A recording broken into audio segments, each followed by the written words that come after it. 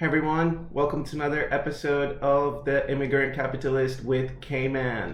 Thanks for being here. This is the fourth episode of season 1, and I'm not sure exactly what has led you to this video, but I hope you're happy and I hope you're well. Now that you're here, let's get started. In this episode, I wanted to roll out a new segment. I know I rolled one out in episode 3. If you haven't seen it and you're new to the channel, go check it out. And if you are familiar, don't worry, the new segment will be here again this week in this episode. But I also wanted to introduce you to another segment called Social Sentiment, read it aloud, and this is a bit of a twist on if you're a market observer, you are familiar with the University of Michigan consumer sentiment index, and I was trying to get my own sentiment by just browsing social media, specifically Reddit. There's so many r/finances information on there, and I thought maybe I could kind of just read a thread out loud as we kind of try to still shape this channel and the content. But as I was doing research, I came across this one post that really grabbed my attention. This person posted, "What transportation help resources is there for low-income disabled elderlies?" And then they followed up that question with, "How do folks function and live without a car?" And this really got my attention because, well, first of all, transportation insecurity is a serious issue, just as well as food insecurity and housing insecurity. These are all social determinants of health. And if you are unfamiliar with that term, you can Google or Bing. I don't want to just talk about Google. You can just search for SDOH, and you can learn more about it. Essentially, all it means is that the healthcare system, so the hospitals, are really responsible for about 20% of someone's health outcomes, and the other 80% are just made up by the social determinants of health.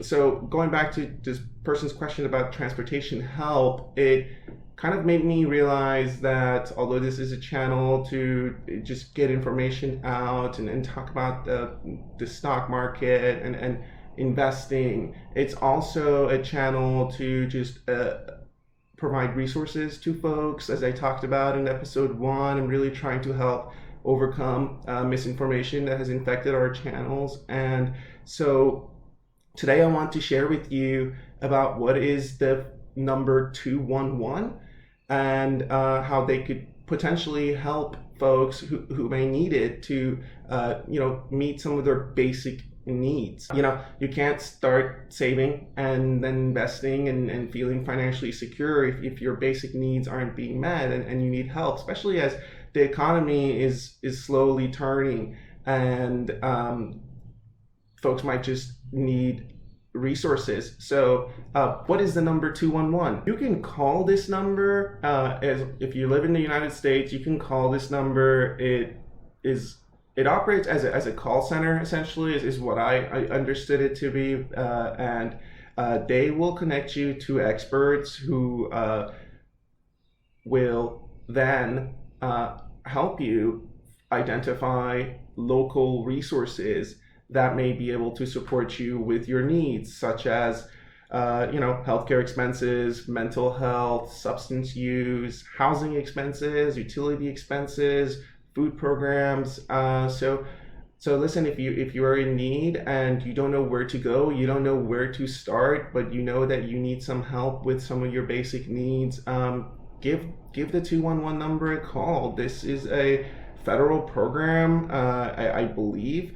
And the Federal Communications Commission, so the FCC, designated 211 as the 3-digit number for information and referrals to social services and other assistance in the year 2000. So it's 23 years now that this program is functioning, and it's provided to more than 200 local organizations. That it's provided by more than 200 local organizations that are committed to serving their communities. So, what type of referrals could you expect to get from calling 211? Basic human needs such as food, clothing, rent assistance, utility assistance, physical and mental health resources. They will connect you with supporting organizations, support groups, counseling. If you need drug and alcohol intervention and rehabilitation, that's another resource that you can go to. They will support you with work support, so including financial assistance, job training, transportation assistance, and education programs. And they will also provide support for older Americans and persons with disabilities, including adult daycare, community meals, home health care, transportation, and homemaker services. So they have other referrals too. These are just a few, but I had no idea this number existed personally. It seems to function like a 911 call. So like I said, it's just a call center that then will try to connect you with local resources. And it's something that's available to I want to say almost every state. But look, if you don't know where to start, give them a call, or you can also go on 211.org. That's another good website. That's where I got a lot of my information from. And if you know someone who needs it, if you need it yourself, share this information, please. And I hope that these tough times don't last. So, but tough people do. So you got this. Now, back to our sort of, regular programming. Why don't we take a quick trip to the glossary? In today's segment, I want to share with you the definition of what is a day trade. You hear this all the time. People are always day trading, and this is just something for all you day traders out there, and maybe for all you aspiring day traders out there. You got to understand the exact definition of a day trade before you kind of get involved with it. So what is it? The Financial Industry Regulatory Authority, FINRA, rules define a day trade as the purchasing and selling, or the selling and purchasing of the same security on the same day in a margin account. So this definition includes options as well, and as well as short selling and purchasing to cover. So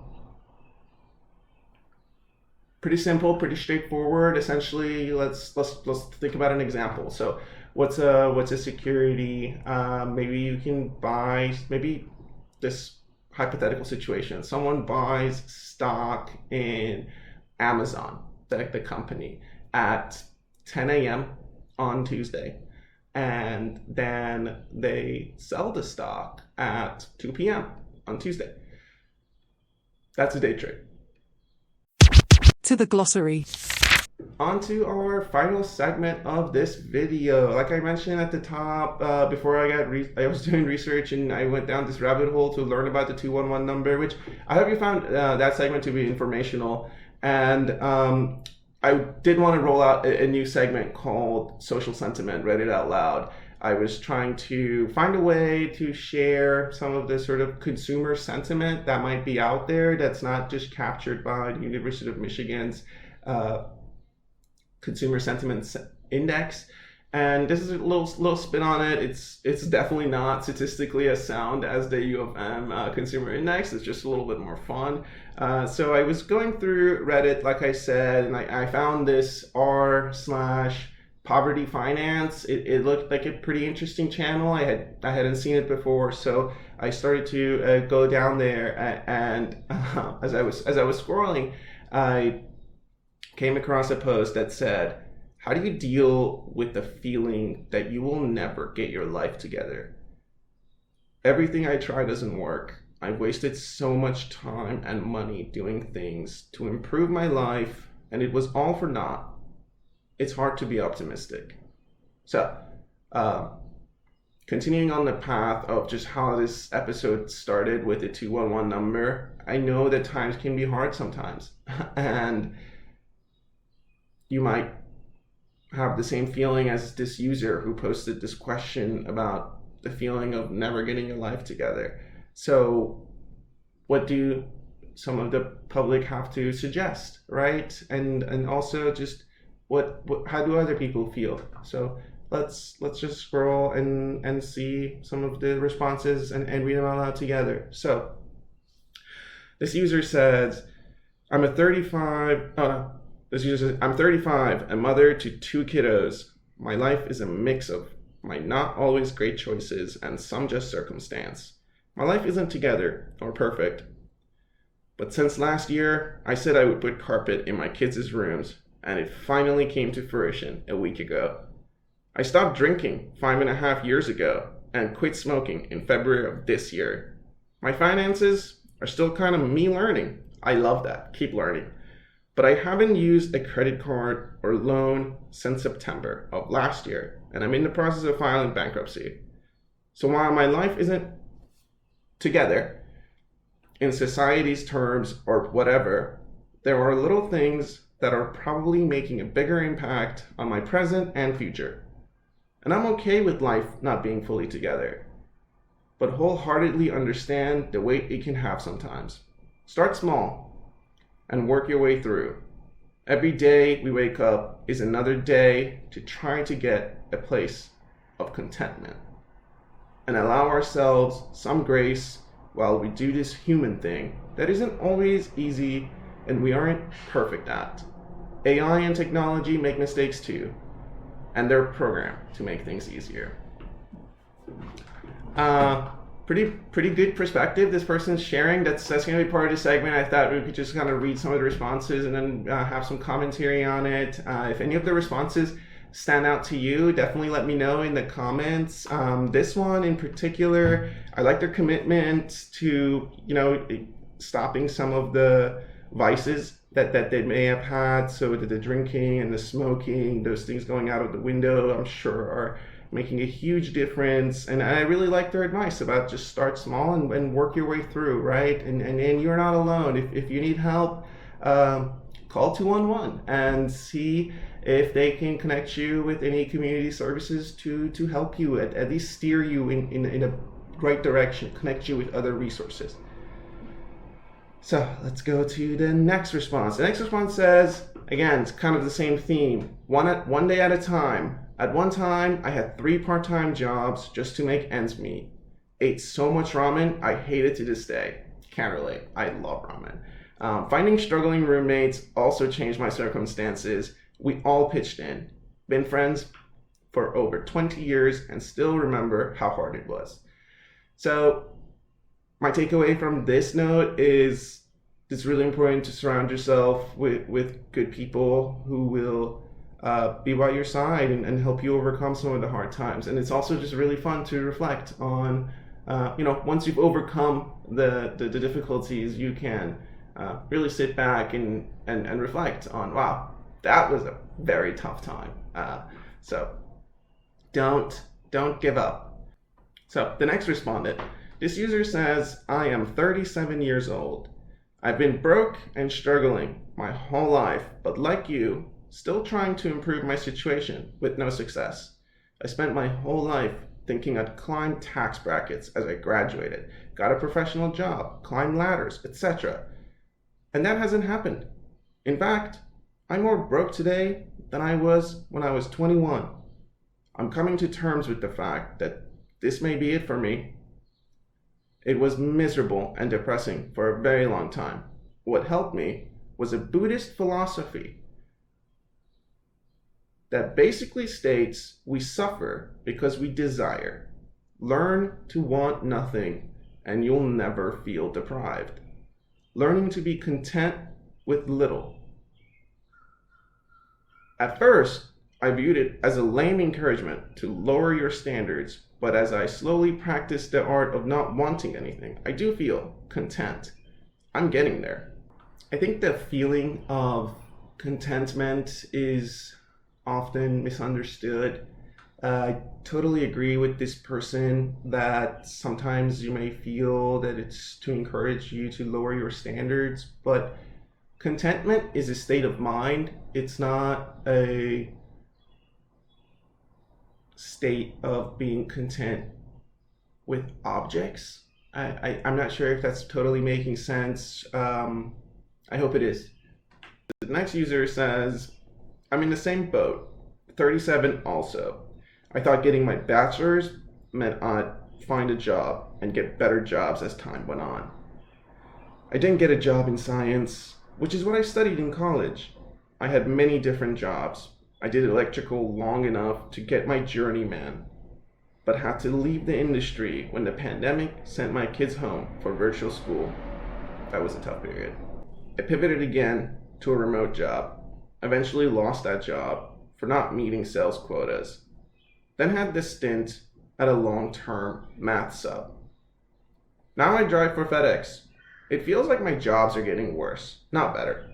I'm losing hope because I'm old enough that anyone hiring will probably look at my resume and see me as a failure. I often think about Buddhist philosophy when I'm feeling down.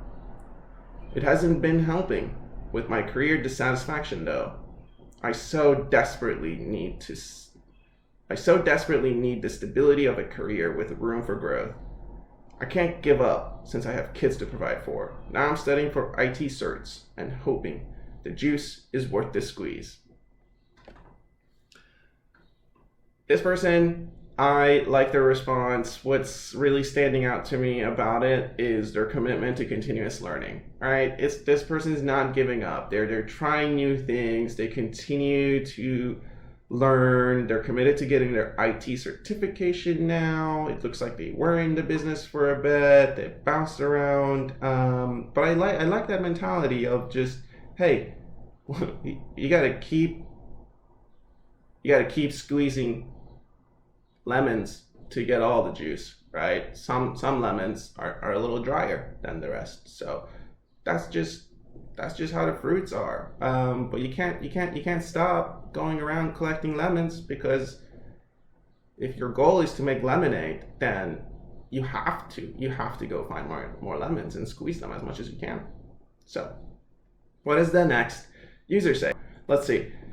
A lot of poor decisions I made in my late teens and 20s are coming to bite me in the butt. I'm also currently unemployed, with my partner being the only one bringing in money at the moment. I'm desperately looking for a job, but I haven't gotten a call back yet, trying to navigate things as they are. I definitely agree. It's hard to feel optimistic. Okay, so that was our fifth note. That's our fifth respondent, fifth user. And so 1 out of 5 really agrees with not feeling very optimistic. So that's not a great sample. It's also not a statistically sound sample, but I can't help but feel that these are just regular, everyday people, and their feelings are so valid, and it's getting tough and tougher out there. So, moving on to our next respondent. Oh, this is a good one. This person says, this will seem overly simplified, but just being a decent person and working hard. I went to tech school for computers, and one job led to another, a couple of promotions, and poof, manager. Try not to be too hard on yourself. Make a gratitude list. Be honest when you mess up and try not to do it again. I have found that most of my problems get resolved if I just show up. If all this seems too easy, let me assure you, those years, all the way into my mid-30s, were tough. Consistent effort over time is very powerful. Chin up, you got this. Yeah, I think we might have to end on that. That's my favorite response, and I really like the concept of making a gratitude list. I don't know if any of the viewers do it. I don't personally, but I also really like his concept of just show up. Sometimes I like to ask myself, just like, how am I showing up today? That's a really good question. It helps sort of balance yourself and remind yourself of just like, what's my attitude today? How am I showing up? What can I get done? And it's a good reset before you get stuff done. So we'll end there. That's everything I wanted to share on this video. Like I said, this was episode 4. If you're new to the channel, I hope you stick around, and if you've been here from the very beginning, pick up yourself, and I will see you next time. Bye-bye. Subscribe, share, like, or leave a comment. This message was generated by AI. See you next time.